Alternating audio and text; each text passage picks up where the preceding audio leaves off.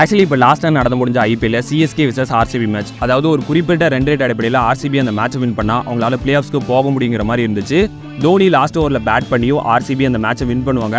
அதுக்கப்புறம் தோனி ஆர்சிபி பிளேயர்ஸ்க்கு கடுப்பில் கை கொடுக்க கூட வரலன்னு ஒரு கமெண்ட்ஸ் இருந்துச்சு. அதே சமயம் ஆர்சிபி பிளேயர்ஸ் கிரவுண்ட்லேயே ஃபைனல்ஸை வின் பண்ண மாதிரி செலிப்ரேட் பண்ணிட்டு இருந்தனால தோனி வெயிட் பண்ணிட்டு அவரால் முடியலன்னு போயிட்டதாகவும் ஒரு தகவல் இருக்கு. சரி, அதெல்லாம் முடிஞ்சு போன விஷயம். இதை பற்றி இப்போ ஏன் பேசுறேன்னு நீங்கள் கேட்டிங்கன்னா, ரீசெண்டாக ஒரு இடத்துல ஹர்பஜன் சிங் அந்த மேட்ச்சில் தோனி கையை மட்டும் கொடுக்காம போகல, ட்ரெஸ்ஸிங் ரூம்ல இருந்த ஒரு டிவியும் உடச்சிட்டாருன்னு சொல்லியிருந்தாரு. இதுக்கு சிஎஸ்கே பிசியோதெரபிஸ்ட் இது என்ன ரப்பிஷா இருக்கு, தோனி அந்த மாதிரி எதையுமே உடைக்கல, இது வேற ஒரு மேட்ச் தோத்துட்டு பயங்கர கோவமா இருந்து நான் பார்த்ததே இல்லை, இது ஒரு ஃபேக் நியூஸ்னு சொல்லியிருக்காரு. யுவராஜ் சிங் ஒரு பக்கம் அவங்க அப்பாவை வச்சு கூவிட்டு இருக்காரு, இன்னொரு பக்கம் ஹர்பஜன் சிங் இந்த மாதிரி பண்ணிட்டு இருக்காரு. ஒரு மனுஷன் மேல இவ்வளவு வெறுப்பியா காட்டுவீங்க? தோனி கூட ஐபிஎல் சிஎஸ்கேல விளையாடும் போது தோனி அப்படிப்பட்டவர் இப்படிப்பட்டவர்னு புகழ்ந்து பேசிட்டு இருந்தாரு ஹர்பஜன் சிங். இப்போ ரிட்டையர் ஆனதுக்கு அப்புறம் இந்த மாதிரி ஒரு வேலை பார்க்கறது நல்லா வருவீங்க நீங்களா?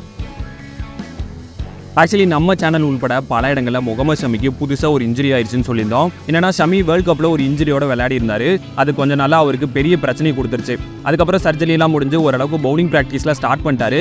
பட் ரீசெண்டாக ஷமிக்கு திரும்ப நீல ஒரு இன்ஜுரி ஆயிடுச்சு. அதனால அவரால் அடுத்த 2 மாசத்துக்கு கிரிக்கெட் விளையாட முடியாதுன்னு டைம்ஸ் ஆஃப் இந்தியா முதற்கொண்டு பல இடங்களில் நியூஸ் ஸ்ப்ரெட் ஆக ஆரம்பிச்சிருச்சு. இதனால நவம்பர் 22 ஸ்டார்ட் ஆக போற பார்டர் கவாஸ்கர் டிராஃபிக்கு ஷமி டவுட்னு சொல்லப்பட்டுச்சு.